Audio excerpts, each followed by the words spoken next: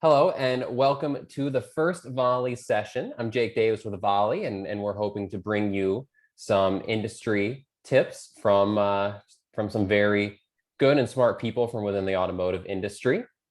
And today, I'm having the opportunity to sit down with David Kain to chat a little bit. And David is from an automotive family and grew up in the business before becoming co-founder of Ford Direct, where he served as COO before creating his training company, Kain Automotive, in 2003. He's worked with hundreds of dealers and OEMs across the years and will be sharing insights from his work in dealerships all over. He's truly one of the good guys within the industry, and it's a pleasure to have him on today. It's been fun to put this together here. David, thanks for taking the time, and how are you doing today? Jake, it's always great to talk to you. You are one of the bright young minds in the industry. You work with wonderful technology, and certainly I can appreciate why our clients are so excited about what Volie does for them. And it's to give credence to technology. Technology is one thing.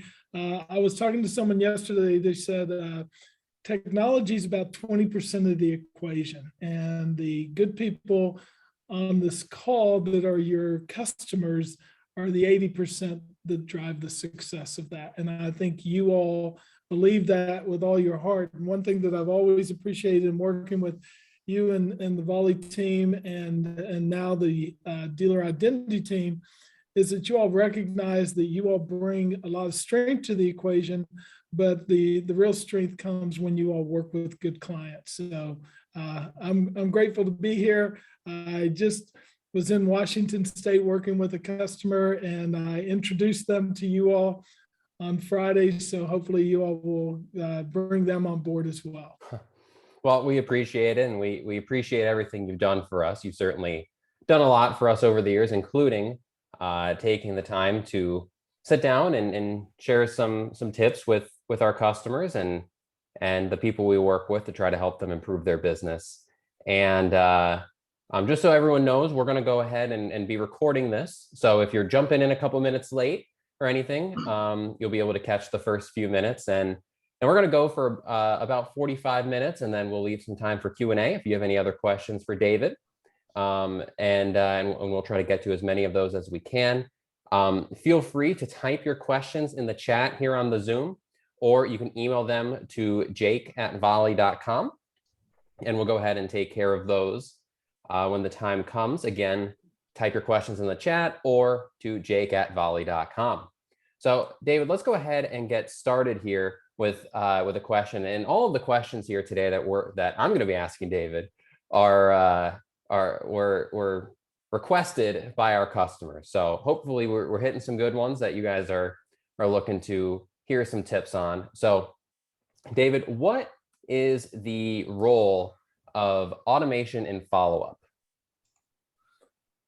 Wow, boy, that's a good question, and certainly we've got experts on the call that hopefully they'll pick up any gaps that I leave on the side of the road as I described that. But automation to me, and we just went through it. We were going through a CRM for one of our clients, and we were doing the review. And what's remarkable is this element of thinking that we have to do everything all the time, and we become less and less efficient, less and less effective when we have to manually do things. I go all the way back to when we at our family's dealership, and our father started our store in 1952, and I was born in 1960, so I've been around a while in the automotive industry. And our office manager, we started doing bookkeeping on the computer, and she was supposed to have a more efficient work schedule. And we were like, Mary Dan, we brought in all this technology. It's supposed to make your life easier. And she goes, well, I got to be honest, I don't trust the technology. I'm keeping two sets of books. I've got the books on the computer, but I've got the old books that I've been using for all of my career.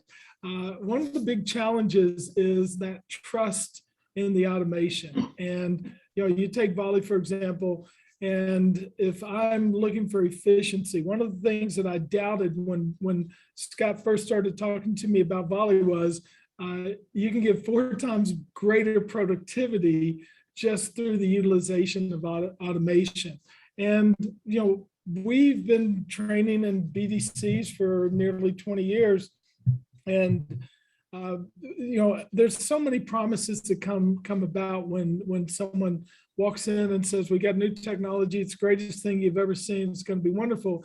But for me, when I'm in a position and I can trust my technology and I can trust the automation, and it's going to remind me to do certain things, it's going to help me track things more efficiently. It's going to, one of the things that I've learned about Volie over the time that I've been spending with my customers on it is I don't have to do the little things that cause me to be less productive, less efficient, and it also keeps me on task.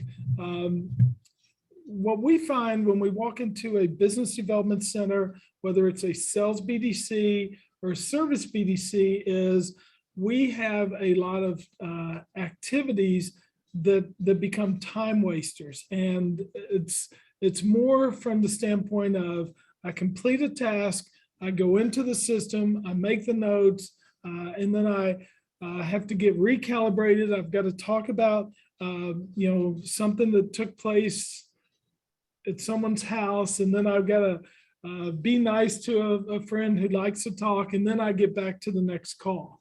What we found with the ability to get involved with the automation, the ability to streamline the workflow, the ability to give the team member the confidence to where they can go from task to task to task, check a few boxes, maybe make a real streamlined note, utilizing the automation of the pre-recorded phone call, all of those elements for voicemail really drive efficiency. So for me, I think the biggest limitation on automation is the trust of the employee. The technology has to prove itself, and that level of automation will really drive things forward. But I think what would be fun to hear, Jake, is you've got users on the call. What do they find most attractive about automation? If anyone has any insights here and something to add, feel free to unmute yourself and touch base here. David, while I'm sitting here and thinking about this, though, it's certainly good to utilize automation to avoid time wasters, as you said. And it helps when you, like you said, ensure you have systems in place that you trust.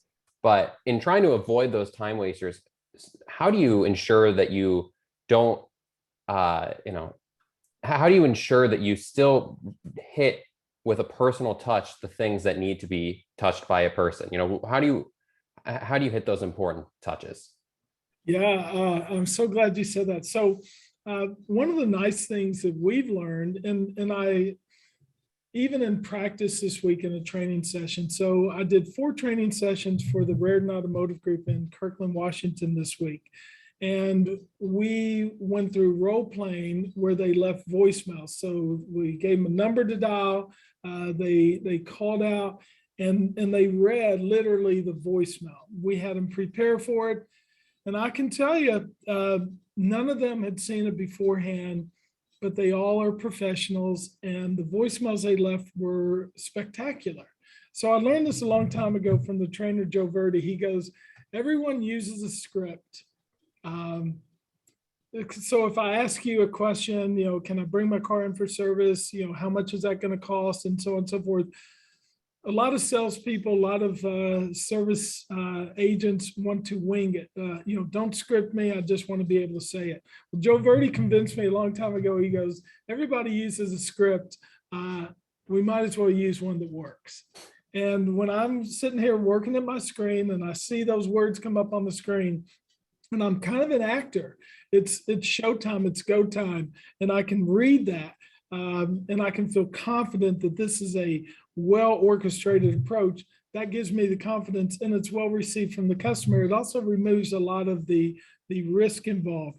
But the other thing I would share with the people on the call is an interesting statistic that I've never thought of, and I've heard of a lot of other things along this line, and I want to be able to attribute to it. So we'll try to let me go back and look at the research. 82% of people on a telephone call remember the tone of the call more than the words that are used. So the person and the personality, the enthusiasm, the optimism, the confidence, all of that comes through with the tonal quality.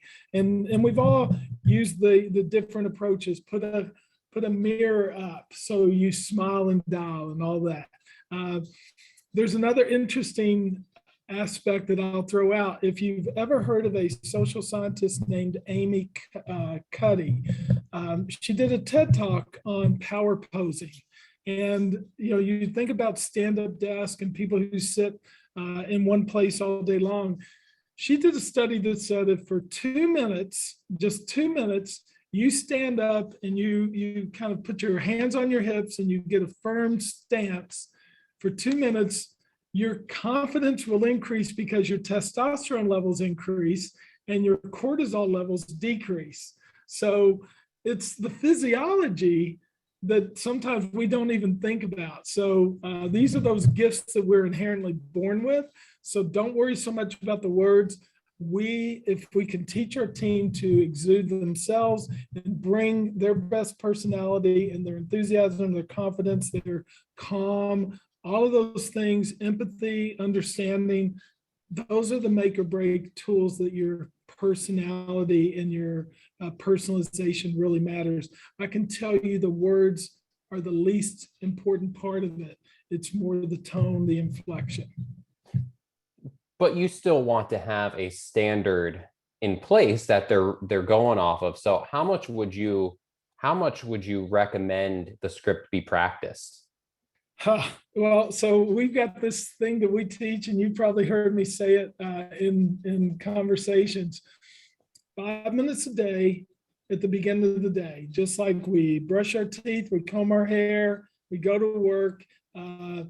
What we ask of the agents, whether it's salespeople, BDC agents, or the other, is start your day with 5 minutes. It's almost like calisthenics. So 5 minutes on a 5-day work week is a 25-minute role play session.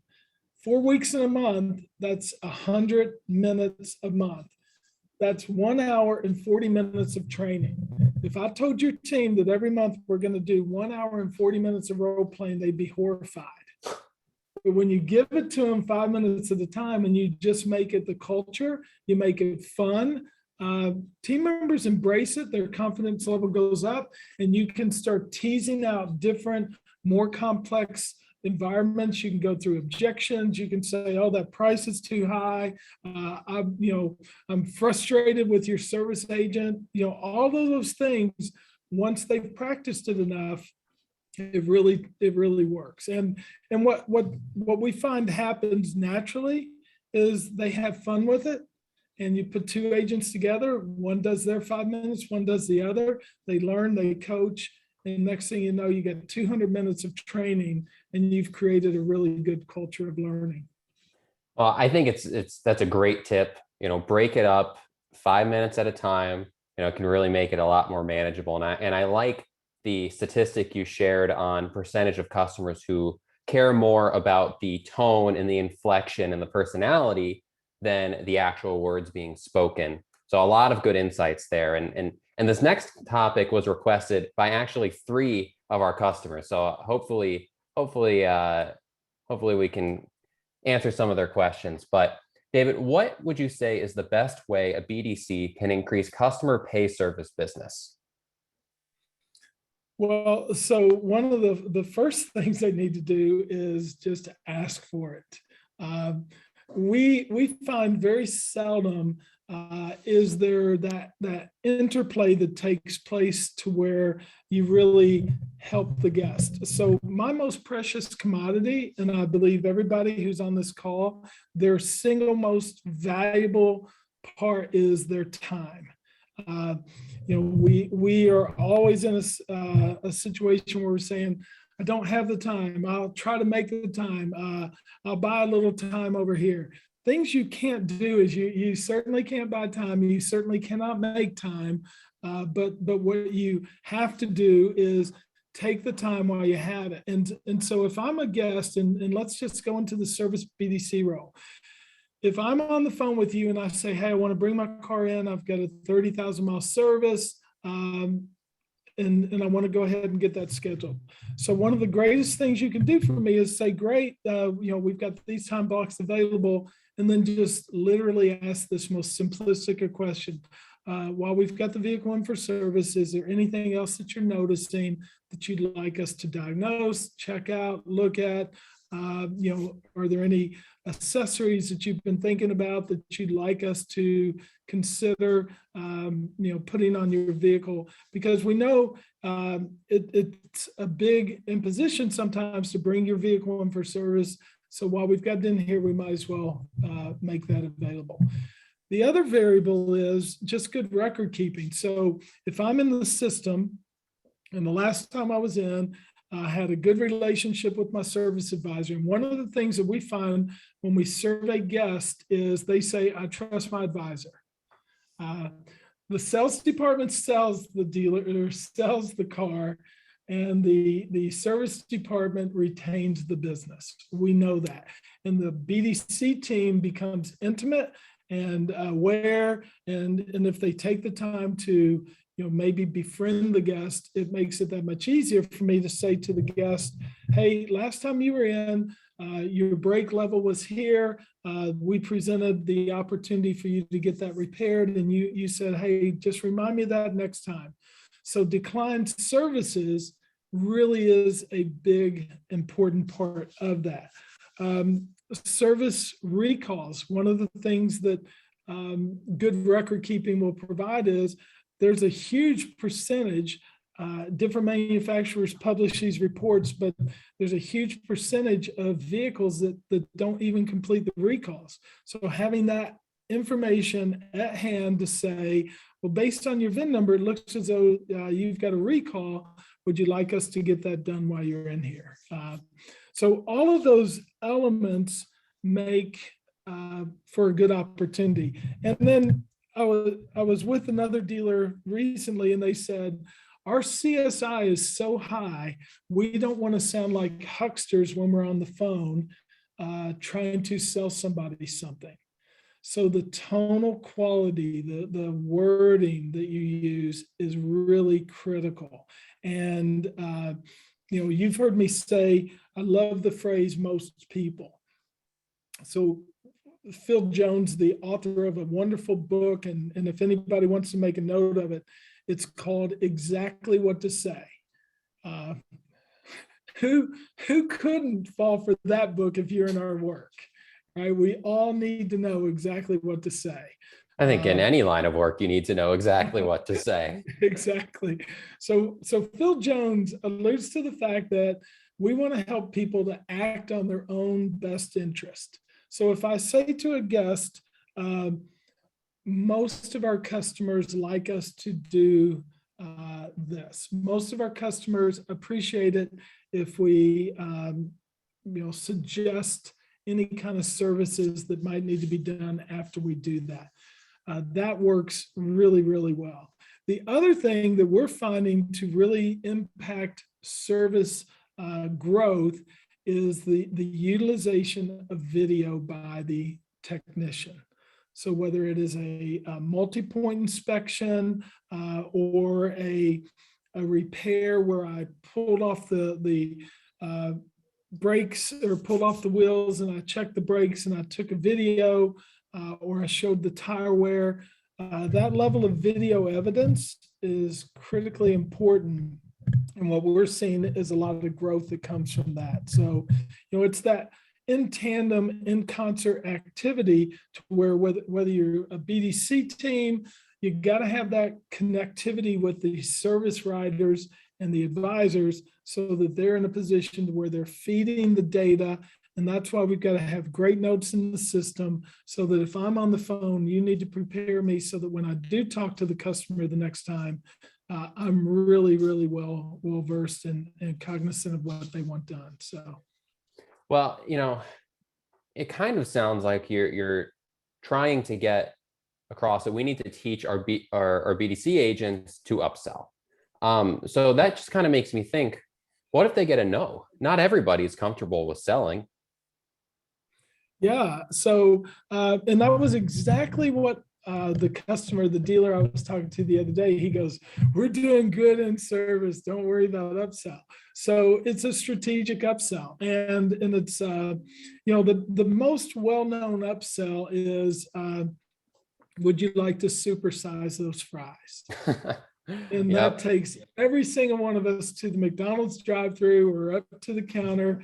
And, they made a movie about it, how it hurt all of our health and all the other things because we got supersized. I think there's a balancing that has to occur. Going back to, we don't want to sound like hucksters. You got to be genuine. And when we train communication skills, and we go through that, some of the soft skills have to be active listening, being aware of the tone of your customer's voice. The telephone is the single most intimate communications device, bar none. So video's great. I can see you, you can see me, we can see other people on the call. But if I'm on the phone with you, I can tell whether you're nervous. I can tell whether you're quiet, whether you're not listening to me, whether you're distracted, whether a kid's in the background, all of those things, if I listen. And this is an advanced skill that each and every one of us as humans are capable of achieving. But we as leaders, we as the managers of these departments have to teach that to our team. And that just comes with building a good culture and making sure that your team members don't go home at night and say, "I just feel terrible because they just want me to sell stuff, and I hate that. The reason why I got into service, or the reason why I got into the BDC, is I didn't want to sell stuff, and now they got me selling stuff." So you got to work with your team, and you got to work on. And I would suggest that don't make it about selling, make it about offering. While I've got you on the phone, is there anything else that's on your mind about taking care of your car that you'd like us to consider? And involve the guest in that. So I would love to hear, if anybody's brave enough to unmute themselves, I would love to get an opinion from those who are on the call.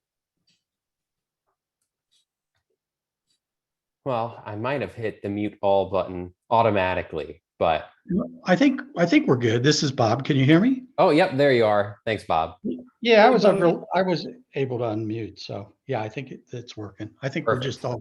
we're all just shy. That's all. I think there's several different ways. David, you've been doing this a long time. I mean, we started BDCs and training in BDCs and setting them up all over the world and for the last 30 years. So we've done them in the Middle East. We've done them in China.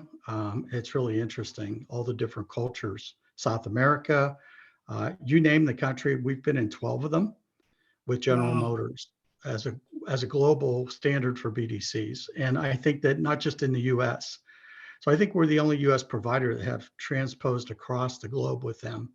And I think what's really interesting is, number one, the culture in the world today is still appointment based. As a matter of fact, most of those countries, just so you know, do a better job of setting sales and service appointments than we do in the US.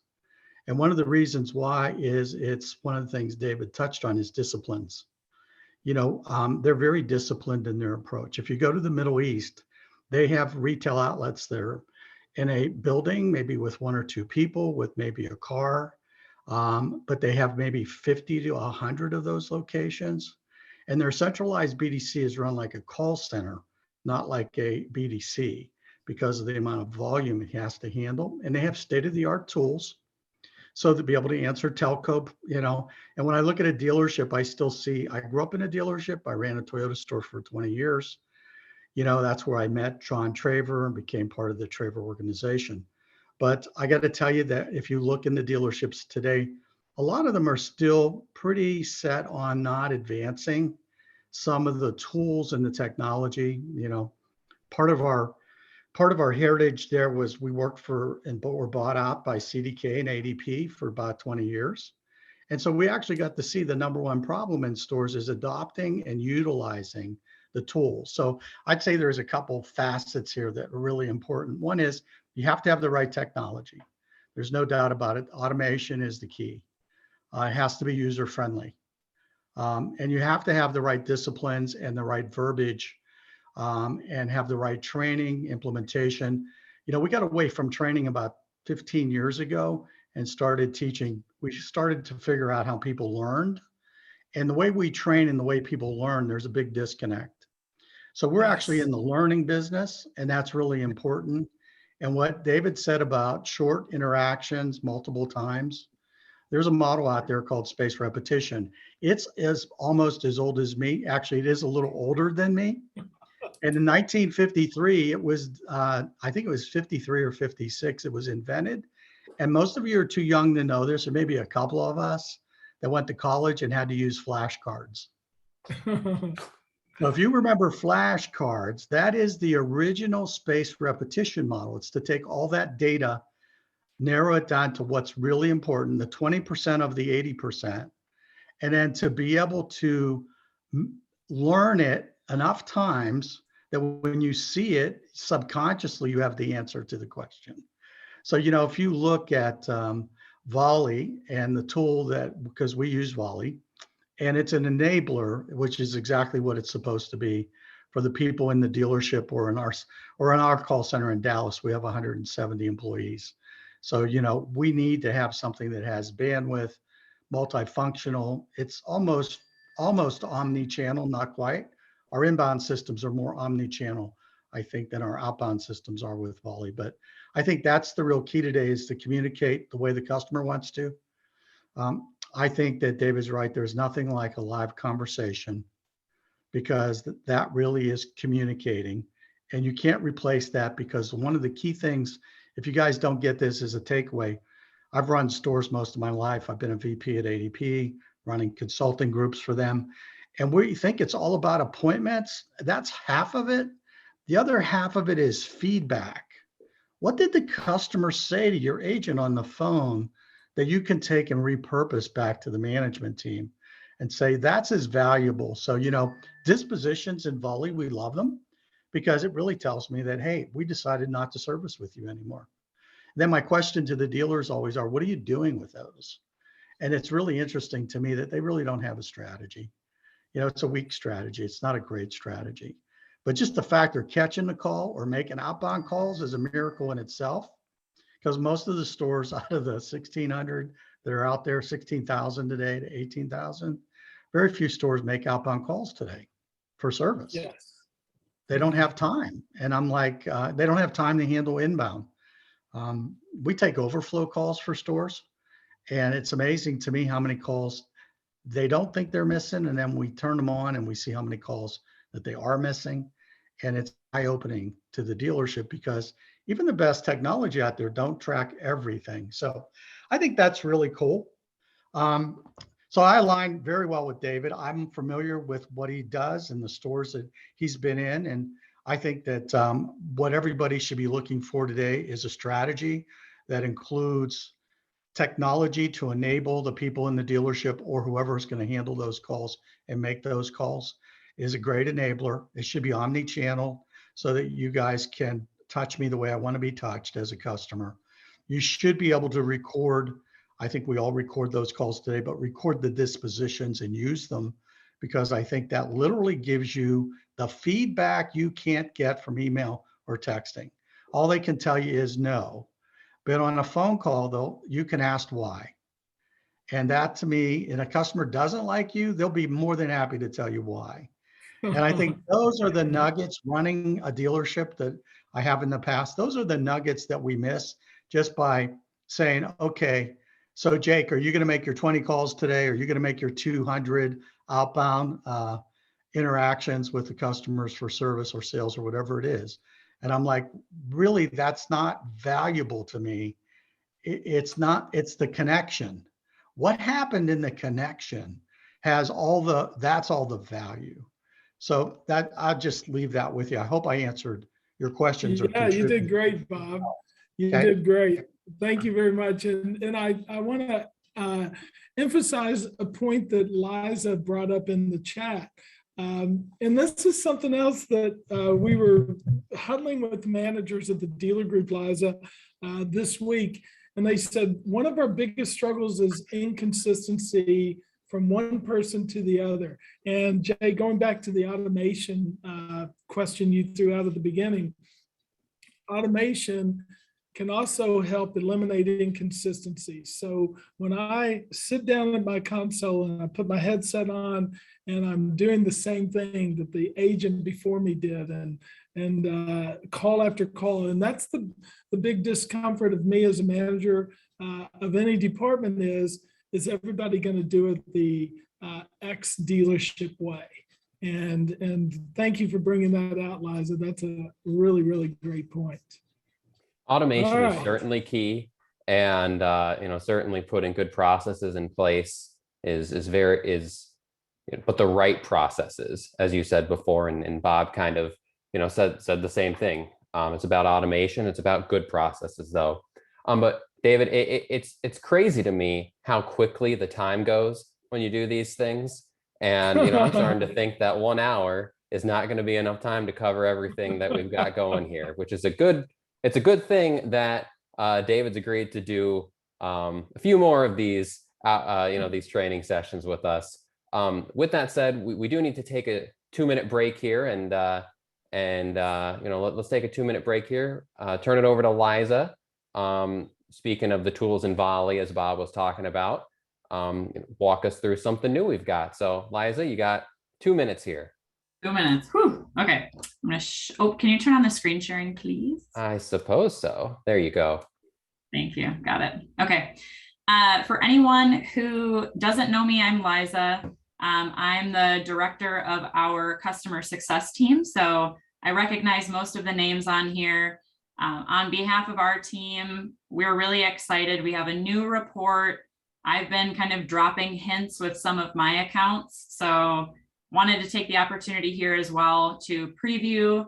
It's the new version of our heat report. So if you already have a manager or a supervisor log into Volie, you might have already seen our existing heat report. You still have access to that one. But today I want to walk you through the new version in 2 minutes. So I'm going to start with just the main left-hand menu. This is your navigation.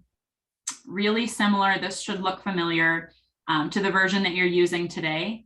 So you've got your date range. You're able to filter all the way back to the beginning of time. Volie doesn't delete any of your data. So that's nice. You can compare your very first week in Volie to what your team is doing today. The heat report also has filters for organizations. We added a filter now for campaigns as well. So by default, when you log in, it will show you across the board, across your account, these metrics, but you can use these filters to narrow down on one specific store. Or maybe you want to look at, maybe you have 2 or 3 Ford stores. You want to pull them in and you want to look at, maybe the Ford Daily Pass campaign that you're running. So you're able to use these filters. It's a multi-select, so you can pick one or multiple to kind of zone in on what you're trying to look at. Time display and value display, both of these are available in the original heat report. Time display, I always recommend using that when you are looking at staffing. It's helpful to look at your volume, whether it's calls, emails, or messages, based on the day of the week, what that volume looks like, and then breaking that down a little bit more, looking at it by hour of day, comparing that against your staffing, make sure that you're staffed appropriately to handle the volume. Down further on this nav section, we have communication display. So this is displaying the different methods of communication. Our original heat report did support inbound and outbound phone calls, but the email and message sections are new. So now you can have the same kind of metrics, the same kind of visibility on your email and your SMS communications in Volie as well. Play around with the color display as well. I've been kind of telling people that this can also be branding. It's meant for people with color blindness, but that's fun to play around with also. I'm going to jump in. I've got a couple of tabs open to do a deeper dive into the tabs across the top then. In the user section, you'll select one individual user. You can really do a deep dive into one person on your team, see how they're performing across all of these different communication methods. Same thing, right? By hour of day or by day of the week.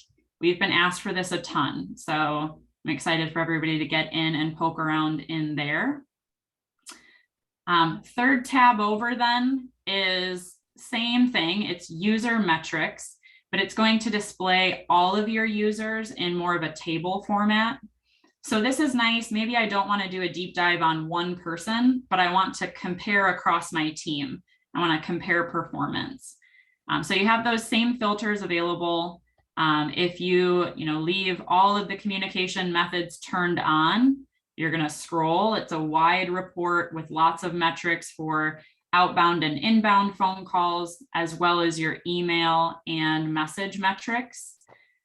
Couple of things that I want to point out when you guys first get your eyes on, your hands on this new report. In the phone outbound section, I'd recommend looking at that suspicious rate and the skip rate. I'm sure you've all heard of those metrics with your reps. Those are both things that we want to keep at a minimum on the outbound side. On the inbound side, we also have ignores. We talk about that all the time. So we want to keep ignored inbound calls low, right? Those metrics should be low. All of these numbers then are also drillable. If I want to see, it looks like Liza Martinson, darn it, she ignored an inbound call. You can click on those metrics now, another thing that's been requested up and down with us, but you can click on these numbers now and you can see that individual communication. So I can see that customer that was skipped. I can click on this link and actually listen to the phone call. Maybe it was an appointment set metric that I clicked on. Easy access to those specific calls, those specific emails, text messages, just gives you that added layer of visibility. So I think I'm still within my time. We are really excited. I think, stay tuned. We'll have more information, I guess, as we go. Yeah. Doesn't look Thanks, like that Liza. Scott Davis doesn't look like that Scott Davis is very productive. I see that 0 outbound calls there. So Yeah, I got to work with him on that.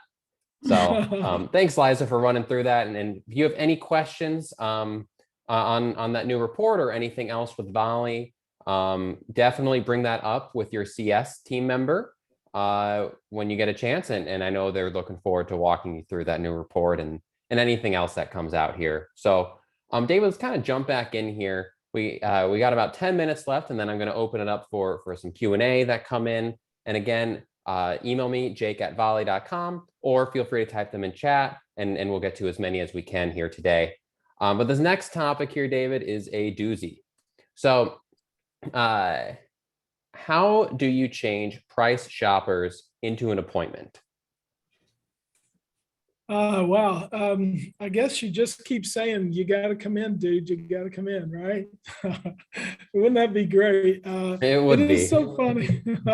when I go into a dealership, the number one thing in a sales BDC that the manager really gets across to the team member is just get them in. What's so fun when I hear that is you see these real 30-year, 20-year overconfident managers, whether it's a male or a female, and you put them in a position. We did this yesterday live in a class, and at every break, the manager during the class was saying, oh, and I tell my team this, and I tell my team that. And so we were working a lead live, and I said, Braden, would you do me a favor? Would you go ahead and just call this guest? It was like, whoa, I'm a teacher. I'm not, I train the team. I don't do it. And I will say this, I have to hone my skills all the time. You have to push through it. You have to be brave enough. So one of the things that we've learned is this strategy that we call optimistic selling. We on our training, I was going to look for one of our little tools that we have. If someone asks me a question, I learned this great phrase from Southwest Airlines years ago. I needed a receipt and I called the agent, and I don't know about you all, but the last thing I want to do is to call a helpline. When I dial customer service, I'm thinking, oh, these are the people that are not trained to help me. They're the ones that are trained to deflect me. So this agent said this beautiful line to me. I told him what I wanted, and he said, I can help you with that right away. I was like, that's literally never been said to me on a phone call by a customer service agent. And, you can change it whatever way you want. I was with a gentleman last week, and he says, what I like to say to my guest is, let me see what I can do for you. So you change it up to fit your personality, but I want someone to be attentive to me. And when I think of the phrasing of I can help you with that right away, it gives me empowerment as the agent. And if I've got the wherewithal to provide the information to the guest, that's really important. So if the customer wants the price, what we found is a couple of things are important. We need to be in a position at most dealerships to make sure that price is not an issue. But I want to bring it up first. And I learned this a long time ago just through experience, is early in the phone call. If I'm talking to somebody, we're going to make nice, whether it's an inbound call or an outbound call. Amazon did a study, and they said 72% of people who are buying a vehicle are going through a life-changing event. So think of the big ones: graduation, promotion, retirement, baby, home, marriage. Those are big life-changing events. And unfortunately, as agents, we're trying to get on and off the call and have no personalization whatsoever. There was a study done by Marchex, and they said that, they listened to over 50 million phone calls, and we get into the nitty-gritty of how much time do you spend on a call, because we want agents to be efficient. What we found from it was the average phone calls last 2 minutes on sales calls with salespeople. Hi, how are you doing? When can you come in? Let's get you scheduled. Do you know your time better than I do? What's more convenient? And it's all about when can you come in? When can you come in? 2 minutes has the highest appointment rate and the lowest show rate. So we get a false positive. Man, high five. I set all kinds of appointments. You wasted their time. You wasted your time. The next person that called the customer got to know them, spent 5 to 7 minutes. 5 to 7 minutes was the second highest appointment rate, but it was the number one show rate. So calm the heck down. We wait all day to finally get somebody on the call, get to know them a little bit. It's not like service scheduling calls. This is trying to sell a $30, $50, $80, $100,000 vehicle. And even the person who buys a $10,000 vehicle wants attention. So bear in mind that guest has a checklist. And I like to think that they sat down and they said, got to get the right car, got to get the right price, got to get the best value for my trade, got to get payments that fit my budget. So immediately, or not immediately, as the call opens up, I like to say, well, I've been doing this for a while. And one of the things that I've learned from my customers is they want to get the right vehicle, and I'm going to make sure I get that for you. They want to get a price that they feel comfortable with, and I'm going to work to get that for you as well. I'm also going to, if you have a trade-in, I'm going to get you the highest possible value for that. And we're going to ensure that you get payments that fit comfortably in your budget. Does that sound good to you? And now Absolutely. This is great advice. And if I get agreement there, I'm going to say, great, I'm going to make sure you get all of that information. Why don't we talk about the vehicle that you're interested in? We'll also provide a VIP visit to the dealership. That way we can have the car pulled up and ready. We'll save you a lot of time when you come in, and we'll go from there. And now I've told them I'm going to give them all those things. And you literally cannot sell a car unless you do give them all those things. It's just the sequence and the timing. That doesn't dissuade them in some cases from saying, yeah, that sounds all good, but we got to talk about price before I come in. And if you're a dealership that just thinks they can survive by saying, no, your presence is your leverage, you got to come in, I dispute that 100%. We've got dealers that are giving price, trade, payments, and everything, and they're having great show rates, they're having great close rates, and doing it that way. But my first pass is I'm going to try to get them to come in without all that information so that we don't lose the opportunity, just in case I don't have the influence over the phone to describe that pearl white color, the beautiful seats, the dash, all those things that create emotive tendencies when the guest finally comes in. The other thing that I hear all the time is price is the easiest part of my job. And I hear that when we mystery shop our clients. And I'm like, great, lay it on me, brother. Let me have that price. I'm glad I asked an easy question. And they're like, well, I don't know what to do with that. Or worse, they'll say, and this is a trigger for me, and I've learned from my kids what triggers are. Your presence is your leverage. And I've heard that my whole life, and I always hated it. And I don't know why it bothered me. But what I like to say to the guest is, the good news is my presence is your leverage. And I take great pride in helping my guests to buy just the right car. And the other phrase I don't like to use is earn your business. And I know, we got about 50 people on this call that are going, I use that all the time. The word earn means we're transacting, and business, I don't want anybody in my business, so stay the heck out of my business. So I like to say, hey, I like to help you find exactly what you're looking for. I want to help you buy the right car. So a lot of it is phraseology, Jake.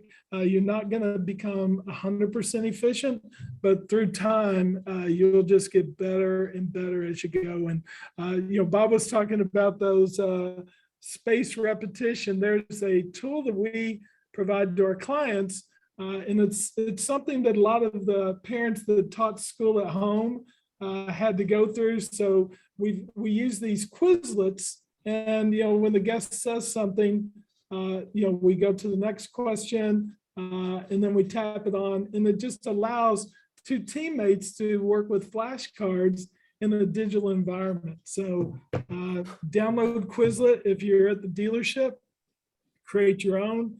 It's remarkable what it will do for you, and it'll save a tree if you don't want to print flashcards. No, those are great. I was thinking about what Bob was saying about flashcards, and before your time, and I'm just thinking, I wish he was wrong, but I don't remember the last time I wrote something with a pen or a pencil. So those are great. I like what you were saying about making sure that you spend a lot of time with each customer when you get them on the phone. It does make me think here. We also want to ensure that the agents don't spend too long in between calls too. We want to be quick between calls, make smart and quick attempts, and then take time on the calls when you get them, because that's the whole goal here, right? How do Yeah, you and it's so ensure that the funny. agents are not spending too much time in between calls? And this is Yeah, gonna be the so last one here. yeah, so it is interesting. Most clients don't have Volley. Everybody's got a CRM, and what I find very frustrating about a CRM, what I find frustrating about all the gadgets is this phone is begging me to pay attention to it. And most of your agents have their phones next to them. They've got doors opening, they've got bells ringing, they've got all those things.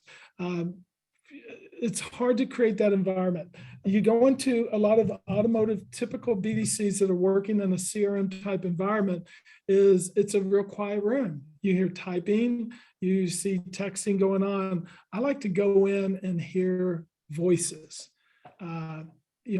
That's why I love headsets. I like when the agents are in a room. I was in a room a couple of weeks ago, and they have really thick insulation, sound deadening insulation in the room.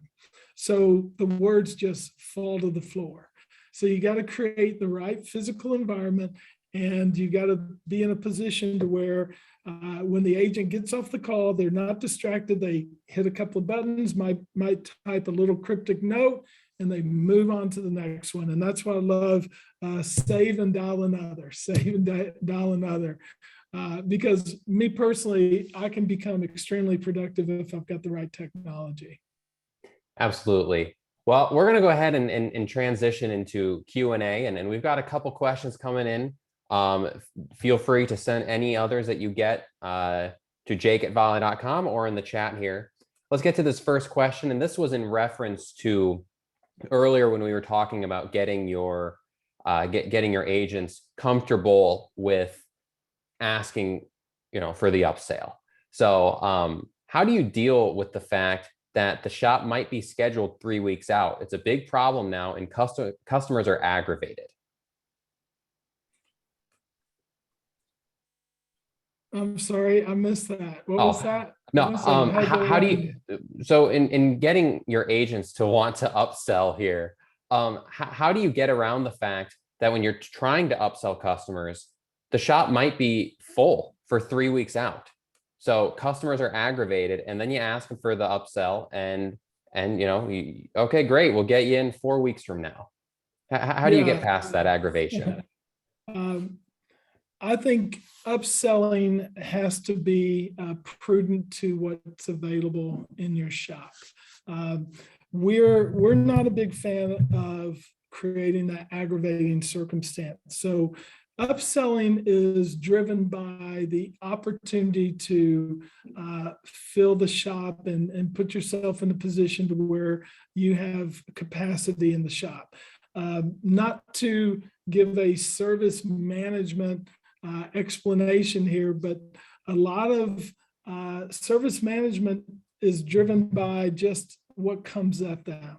And the shops aren't necessarily designed for the best efficiency. So when we go into a shop and they say we're already at capacity, we can't take another job, it'll be 3 or 4 weeks.